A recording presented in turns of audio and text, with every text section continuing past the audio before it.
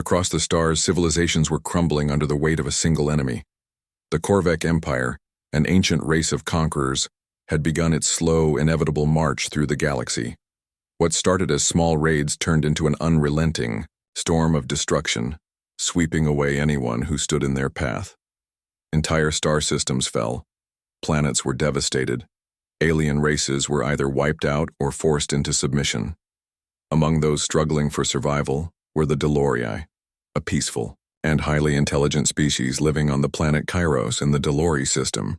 They had always been a gentle people, more focused on art, culture, and exploration than warfare. But now, their world was under threat, and their once proud civilization was on the brink of extinction.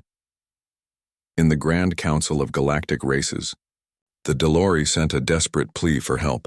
The message echoed through the stars, carried by powerful transmissions, begging for any aid, any force that could stand against the mighty Korvek Empire. They had always been peaceful, never once seeking conflict, and now they were paying the price for their lack of military power. The response was immediate, though not the one they had hoped for. The Council of United Races, made up of the most powerful and influential species in the galaxy, saw the Delori situation but did little. Some spoke of offering limited supplies or aid, but no one was willing to send fleets or armies to fight. The Korvek were too powerful. The risk was too high. As each race debated and argued, the Delori's hope began to fade. They waited. Days turned into weeks, and still, no help came. The Korvek pressed on, their ships darkening the skies of Kairos. The Delori, with their simple weapons and fragile defenses, stood little chance against the well-organized forces of the Korvek. Despair spread like a poison throughout their society. On the other side of the galaxy, Earth's leaders were watching. The humans had only recently joined the galactic community after centuries of isolation. They had sent ambassadors to the Council, eager to learn and grow among the stars. Humanity, with its vast potential, had been admired for their ingenuity and determination, but they had not yet been tested in battle. Their fleet was new and untested, their military inexperienced compared to the long-established galactic powers. Humanity's leaders, however, had something the other races did not: a deep sense of justice. To them, the Delori's plight was not just a distant tragedy. It was a call to action, a call to fight for those who could not defend themselves. In a council meeting, President Samantha Vance, who had been elected to lead the Earth's Galactic Federation, stood before the assembly of Earth's top generals, diplomats, and advisors. A hologram of the Delori's planet flickered before them, showing the devastation that had already begun. "Look at what's happening," she said, her voice steady, yet full of conviction. "The Delori are on the brink of extinction, and we, humanity, have the power to change that. We have the power to fight back. The galaxy needs to know we won't stand by and let innocent people die. If we don't act, what kind of future are we building?" Her words hung in the air, and the room fell silent. There were murmurs of doubt. Some of the generals worried about the unknowns of a full-scale war against the Korvek. Others questioned whether it was wise to risk Earth's fledgling fleet for a species they had never met. But the president's words resonated with many. "We may not be the strongest yet," President Vance continued, "but we are relentless, and if we stand together, we can change the tide. The Delori need us, and we will not let them fall." After a tense silence, the room erupted in a mixture of support and concern. But the decision was made. Earth would send its fleet to the Delori system. A human commander was chosen, General Alec West, a seasoned military leader known for his tactical brilliance and unyielding resolve. The mission would not be easy. The Korvek Empire had been fighting wars for millennia, their technology far superior to humanity's. But humans had one advantage the Korvek lacked: the will to fight for others, for a cause greater than themselves. As the human fleet gathered, General West prepared his troops. The Delori were a peaceful people, and they would not be able to assist in the coming battle. The human forces would need to act quickly and decisively to stand any chance of turning the tide. The Korvek would be relentless, but so would humanity. The fate of the Delori and the future of the galaxy rested in their hands. In the Delori system, the first signs of the human fleet's arrival sparked a glimmer of hope among the Delori people. A new force was coming. A force that would fight not for glory or conquest but for justice. A force that would make a stand no matter the cost. As the human ships broke through the stars, the Delori's cry for help was finally answered. Not by the powerful and indifferent Galactic Council, but by the one species that had the courage to act when everyone else had turned their backs. Humanity. The stars above Kairos flickered with the constant motion of warships, their once beautiful sky now scarred by the deadly presence of the Korvek Empire. On the surface, the Delori watched in horror as the sky darkened with the approach of another Korvek fleet. Their planet was not built for war. Their cities were full of peaceful creatures, their culture filled with music, art, and wisdom, not weapons. But now everything they loved was being torn apart. Yet in the midst of this despair there was a spark of hope. The humans had heard the Delori's call. It wasn't the same as the response from the Galactic Council. No fleet had been sent. No great alliances formed.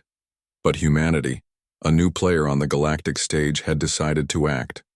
Earth's leaders, deeply moved by the Delori's plight, made the bold decision to send their fleet into the heart of enemy territory. The decision was made, and preparations began immediately. Back on Earth, General Alec West stood in the command center, staring at the holographic map of the galaxy. It had been just a few months since the humans had joined the Galactic Federation, and already they were being asked to face a terrifying new challenge. The Korvek were a race of conquerors, their ships massive, their technology far more advanced than anything the humans possessed. But the general wasn't afraid. In fact, he was confident. "Prepare the fleet," he ordered, his voice steady. "We're going to save Kairos, and we'll show the galaxy what humanity is capable of." The human fleet, though new and smaller than the established galactic powers, had quickly become known for its courage and tactical brilliance. It was a reflection of humanity itself, small in number, but fierce, driven by a strong desire to protect those who could not protect themselves. This was not a fight for conquest. This was a fight for survival, for justice, for the very heart of what it meant to be human. The fleet was made up of ships of all sizes. Some were large, heavily armed warships designed for combat, while others were smaller, faster vessels built for precision strikes. At the helm of the fleet was Admiral Sarah Quinn, a woman known across the stars for her quick thinking and unmatched leadership. Her flagship, the Elysium, would lead the charge. General West, though not a space commander by trade, had been given command of the ground forces and was to coordinate with the Delori once they reached the planet. As the fleet prepared for departure, a sense of urgency filled the air. It was not just the military commanders who were anxious. The entire planet, from the highest government offices to the streets below, was watching. This was humanity's first major military intervention in the galaxy. They couldn't afford to fail. The Elysium was the first to launch, its engines roaring as it soared into the dark expanse of space. Behind it, the rest of the fleet followed, cutting through the stars with a precision that was nearly unmatched. Their destination, Kairos, the Delori homeworld, where a desperate battle was already underway. Kairos was a beautiful planet, a paradise of rolling green hills and crystal clear oceans with cities built from the finest natural stone. It had been a symbol of peace and prosperity for generations. But now, those cities were in ruins. Korvek warships hovered above, raining destruction down on the once thriving capital. The Delori fought back with what little they had, but it was clear they could not win this war. In the heart of the capital, Lady Lyra, a prominent Delori diplomat, stood with her people, her heart heavy with sorrow. She had watched as the Delori's plea for help was ignored by the Galactic Council. She had begged, pleaded with them for aid, but no one came. No one but the humans. "I never imagined it would come to this," Lady Lyra said quietly to a small group of Delori leaders gathered around her. "We have always been a peaceful people. We never wanted war. But now we have no choice." One of the Delori commanders stepped forward, His expression was solemn. "And now we have the humans. They are our only hope."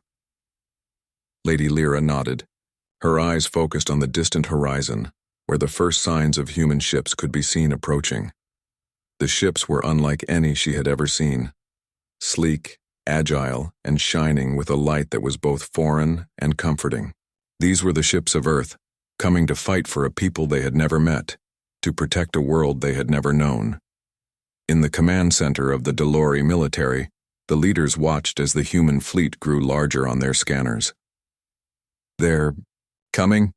one of the officers said in awe. "The humans," Lady Lyra said, her voice barely above a whisper. "They've actually come." Back in space, Admiral Sarah Quinn stood on the bridge of the Elysium, staring out at the looming planet. Ahead, the fleet was approaching Kiros, and the battle was about to begin. The Corvette ships were massive, far larger than anything humanity had ever encountered.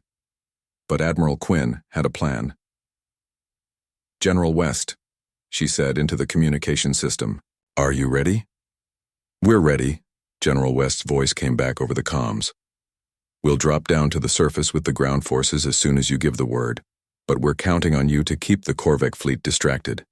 "We'll do our part," Admiral Quinn replied. "Prepare for deployment." As the Elysium and the rest of the fleet closed in on Kiros, Admiral Quinn gave the order. The human ships engaged their weapons, firing the first shots in what would be a fierce and bloody battle.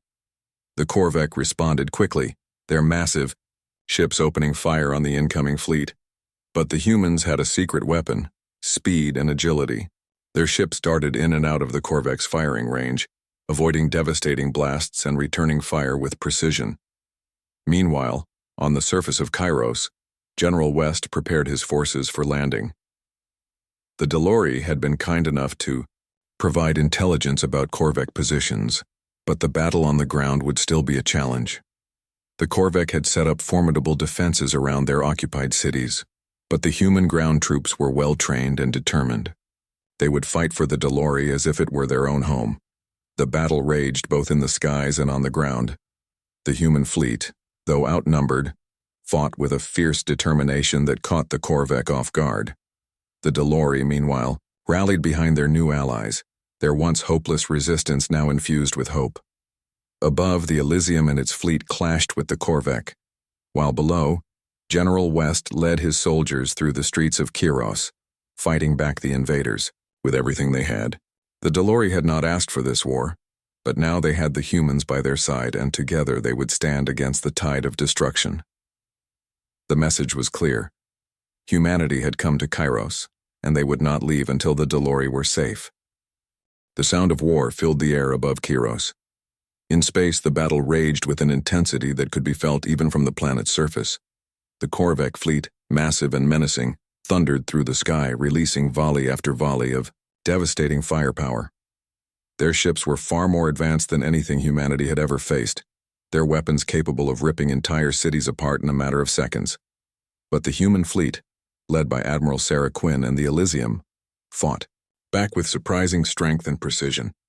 The Corvette, who had assumed that Earth's new fleet would be no match for their power, were now experiencing something they hadn't expected: human ingenuity. The humans' ships were smaller, quicker, and far more maneuverable than the massive Corvette warships. While the Corvette fired heavy blasts, the humans dodged, weaving in and out of the line of fire with expert precision. Admiral Quinn stood on the bridge of the Elysium, her eyes locked on the chaotic scene unfolding before her. The Corvette ships were huge, their metallic surfaces gleaming as they fired in all directions. But the humans had one advantage: their ability to think on their feet, to adapt quickly to any situation.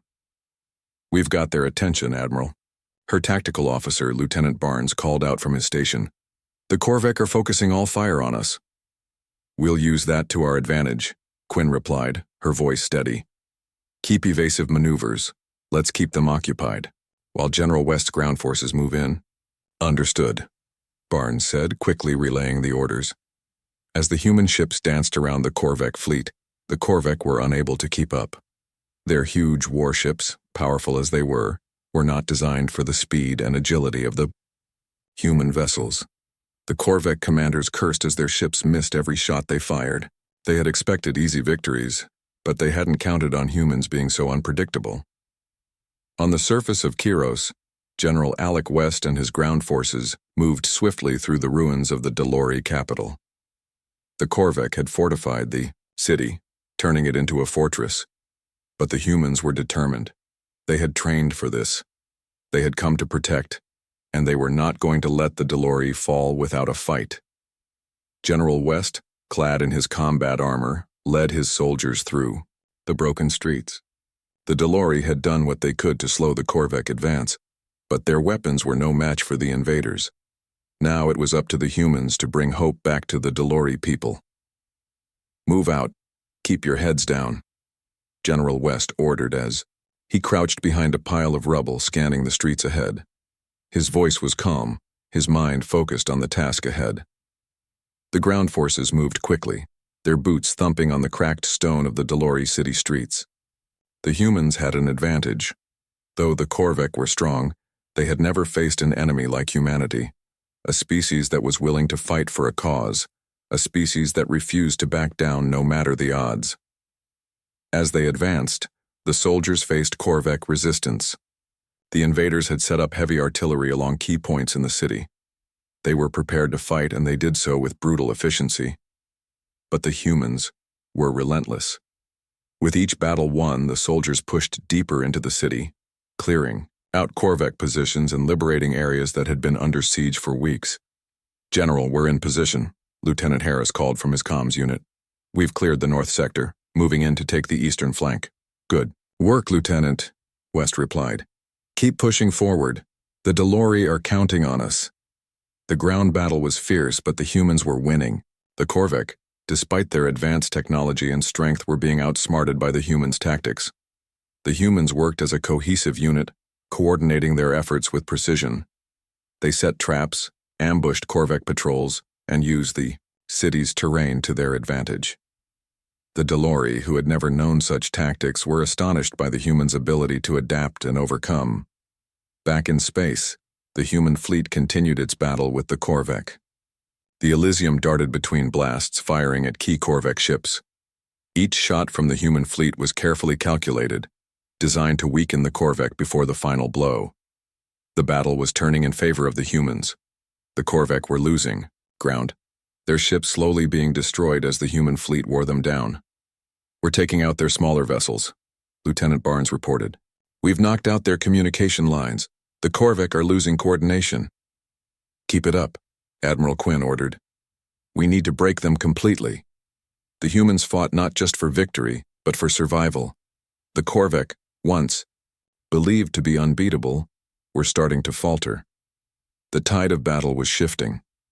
The humans were proving that they were not just another species in the galaxy, but a force to be reckoned with. The Elysium fired another round of plasma blasts, hitting one of the Corvette's largest warships. The ship exploded in a fiery burst of light, and the Corvette fleet began to retreat, their once mighty ships scattering in all directions. "It's working," Admiral Quinn said, her voice tinged with satisfaction. "We've got them on the run. Admiral, look!" Lieutenant Barnes pointed to the far corner of the bridge. Through the viewport, they could see more human ships arriving, reinforcements sent from Earth to back up the fleet. "The cavalry's here," Quinn said, a smile creeping onto her face. On the ground, General West's forces had reached the heart of the Corvette occupation. The Corvette had begun to retreat, but the humans were not letting them escape. The soldiers continued to fight with unrelenting determination, pushing the Corvette back toward their landing zones. The Delori people, watching from the sidelines, cheered as the humans moved forward, reclaiming their world piece by piece. "This is it," General West said, looking out over the battlefield. "We're almost there. Push forward. The Delori need us to finish this." With one final push, the human forces overwhelmed the remaining Corvette defenders. The last of the invaders were captured or destroyed. The Delori capital, once on the brink of total destruction, had been saved. As the dust settled, General West stood on the battlefield, looking out at the victorious human soldiers and the relieved Delori civilians. The humans had done what no one else had. They had defeated the Korvac against all odds and had saved a world that had been written off by the rest of the galaxy. Admiral Quinn, still in the depths of space, looked out at the retreating Korvac ships. The battle was over. The humans had won. They had not come to conquer, nor to dominate, but to save. And they had done just that. The galaxy, though, had yet to understand just what humanity was capable of, but they would soon find out. The battle for Kiros had been won, but the real work was only just beginning. The Korvac had been defeated on the ground and in space, their once formidable empire now crumbling. Yet the humans knew that their victory was not just about defeating an enemy. It was about forging a new future for a world that had lost everything. And the key to that future lay in the Delori. In the aftermath of the battle, the Delori stood, in awe of their new human allies. They had expected to be saved by one of the more established galactic powers, perhaps the Federation of Worlds, or one of the other powerful civilizations that populated the galaxy. But instead they had been saved by the humans, a species that had only recently joined the galactic community. General Alec West stood at the heart of the Delori capital, surveying the damage. The once beautiful city was now a shell of its former self, with crumbled buildings and smoldering ruins as far as the eye could see. Yet amidst the destruction there was a sense of hope. The Delori, though battered, were alive. They had survived thanks to the humans. Beside him stood Lady Lyra, the Delori diplomat who had worked tirelessly to plead for help. Her eyes were filled with gratitude, though there was a sadness in her gaze as she looked out over the city. "We never thought we would see this day," she said softly. "We thought we would be forgotten." "You weren't forgotten," General West replied, his voice steady. "You're not alone anymore, you have us." The Delori had always been a peaceful people, more focused on culture and the pursuit of knowledge than on warfare. But now, they had been thrust into the harsh reality of galactic politics. The Korvac had been ruthless, and the Delori had paid the price for their naivety. It was a lesson learned the hard way. But with the humans at their side, they now had a chance to rebuild. "I don't know how to thank you," Lady Lyra said, her voice filled with emotion. "The galaxy, the other races, they wouldn't listen to us. But you did. You came when no one else would." "We didn't do it for thanks," General West said with a smile. "We did it because it was the right thing to do. Humanity stands for something: justice, freedom, and the belief that every life matters. We saw that in you." The Delori were still struggling to understand the human mindset. They had always relied on peaceful diplomacy, and the idea of war was foreign to them. But now, with the humans' help, they had learned that sometimes peace could only be achieved through strength. Back at the human command base, Admiral Sarah Quinn stood before a holographic map of the galaxy, analyzing the situation. The Korvac had been dealt a significant blow, but there were still pockets of their forces scattered across the galaxy. It was clear that this was not just a victory, it was the beginning of a long and difficult journey. But now, the humans had something that no one else had: the Delori. The Delori, though peaceful, were a resourceful and intelligent species. They had vast knowledge of the galaxy, and their technologies, though not focused on war, were advanced in ways that humanity could learn from. It was an alliance that held great potential. The humans had not only gained a powerful ally in the Delori, but they had also gained the respect of a species that valued knowledge, wisdom, and cooperation. "Admiral, the Delori are requesting to meet with us," Lieutenant Barnes said, breaking Admiral Quinn's thoughts. "Lady Lyra wishes to speak with you personally." "Set it up," Quinn replied. "Let's see what they have to say." Later that day, Lady Lyra arrived at the Human Command Center, flanked by several Delori leaders. General West, standing by Admiral Quinn's side, greeted them as they entered the room. "Thank you for meeting with us, Lady Lyra," Admiral Quinn said, offering her a seat. "We're glad to have you here." "Thank you, Admiral," Lady Lyra replied, taking a seat across from her. "I hope I'm not interrupting." I just wanted to speak with you about the future. The future? Admiral Quinn repeated. What do you have in mind? The Delori had long prided themselves on their neutrality, choosing not to take sides in galactic conflicts. But after the brutal invasion by the Korvek, their perspective had changed. They realized that their peaceful ways could not protect them from the threats that lurked in the galaxy. They needed to adapt, to become stronger. And that meant forging new alliances with those who understood the harsh realities of galactic politics. We've seen the way humanity fights, Lady Lyra said.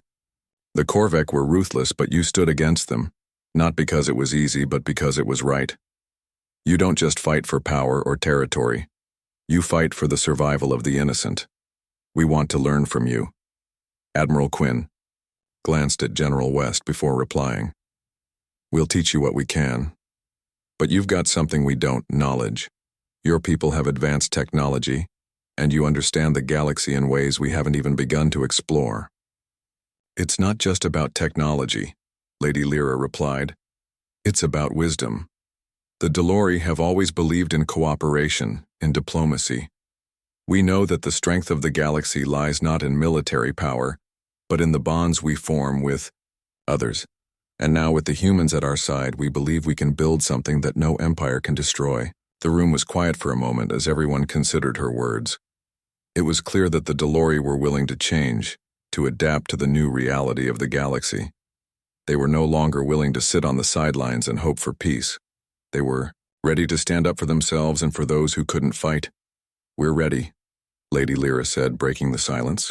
We want to join forces with humanity. Together we can create a new future for the galaxy, one where no race is left to suffer alone. Admiral Quinn nodded. I agree. We're stronger together. And if we want to ensure peace, we'll need to build it through strength, not just words. The alliance between the humans and the Delori had officially begun. It was an unlikely partnership. Two races from different corners of the galaxy, each with its own history and way of life. But they shared a common goal: to protect the innocent, to fight for justice, and to stand against the forces that sought to destroy them. Together they would be a force the galaxy had never seen before.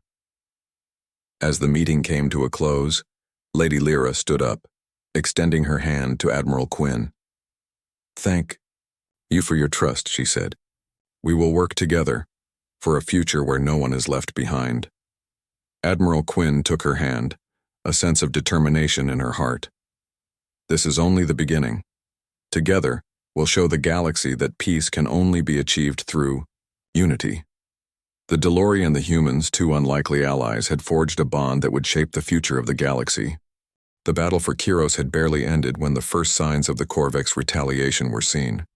Though their fleet had been shattered and their forces scattered, the Korvek were not a species to surrender easily. General Alec West knew that the Korvek would regroup, and it wouldn't be long before they launched another offensive, this time not just against Kiros but against Earth itself. The Delori were safe for now, but the war was far from over. The Korvek Empire had been wounded, but not destroyed.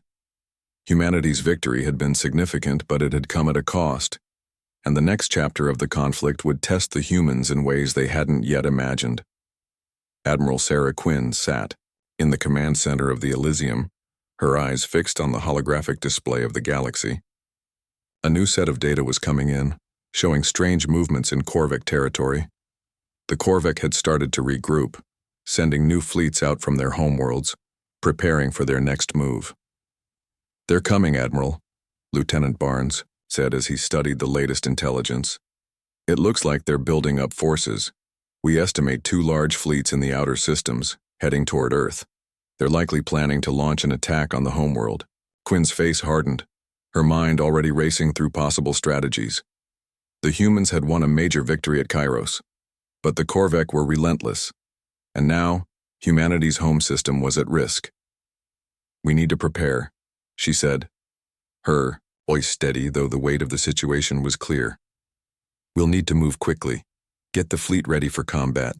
We don't know exactly when they'll arrive, but we need to be ready. Back on Earth, General West stood in the command center of the newly established Earth Defense Forces. The room was filled with top commanders, military experts, and advisors, all working to prepare for the incoming Corvec threat. The victory at Kairos had given them a sense of hope, but now that hope was being tested by the very enemies they had just fought.